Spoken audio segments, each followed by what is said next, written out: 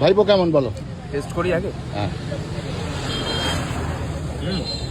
এটা কি গো, আমি বুঝলাম না, খেয়ে তো নিলাম। কেমন স্মেলটা?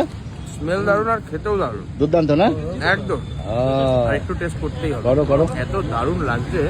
তার সঙ্গে একটু সসটা মাখিয়ে নাও, দেখো আরো ভালো হবে। হালকা হালকা হালকা সস মাখাও। একটা কচুরি গাছ শুভজিৎ, দেখো কচুরি যে কোনো একটা নাও, খেয়ে দেখো। হ্যাঁ দারুণ।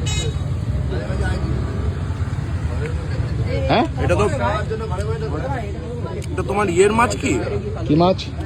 আমার তোমরা চিংড়ি মাছ মনে হচ্ছে। চিংড়ি মাছ আছে, ঠিক আছে। চিংড়ি মাছ আছে, চিকেন আছে, আলু আছে, দুটো তিনটে। আমরা চিংড়ি মাছের টেস্ট। এটা হচ্ছে কি জানো দোকানটার নাম? রনো মোমো সেন্টার। রনো রনো মোমো সেন্টার। দারুণ দারুন। দারুণ। কি বলছো? একদম কি বলছো? এক্সেলেন্ট। কি বলছো? Highly recommended. ওকে ওকে ওকে। ও দেখো কেউ শেষ হয়ে যাচ্ছে। দেখো দাদা, কিন্তু আমি দাদাকে কেন এত রেসপেক্ট করি, দাদা নিজে একটা জব করে এবং যেটা দাদার মেন আর্নিং এর জায়গা ওইটা।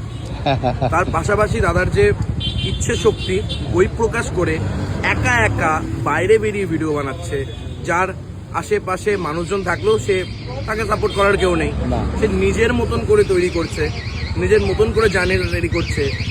হয়তো অনেকে জ্ঞান ফ্যান ভাবে দেয়, তার বয়স হয়েছে, সে নিজে উপলব্ধি করতে পেরেছে, সময়ের সাথে সাথে নিজেকে তৈরি করতে পেরেছে। সেই মানুষকে জ্ঞান না, হচ্ছে পরিবারে মা, দাদা, আমি, ছেলে, ব্যাস। তাহলে আর কেউ নেই। কিন্তু এত কিছু যখন নিজে তৈরি করার চেষ্টা করছে, মানে দাদাকে আমি মারাত্মকভাবে রেসপেক্ট করি। এবং আজকে হঠাৎ দেখা আমাদের, আর আমি মানে দাদাকে আরো ভালো লাগে কি একা একা ব্যাপারটা তৈরি করে।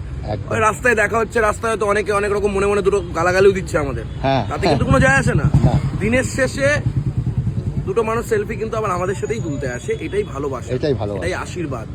দুটো পয়সা আর্নিং করলে আমরাই করবো হয়তো এখান থেকে, এটা মানুষ করবে না, ঠিক আছে। কিন্তু দুটো গালাগালি দেওয়ার বেলায় ওরা কচি কচি করে হালকা করে দিয়ে দেয়। তাদের একটা চিবি খেয়ে একদম light. Nice nice, thank you Roni momo centre. দারুণ।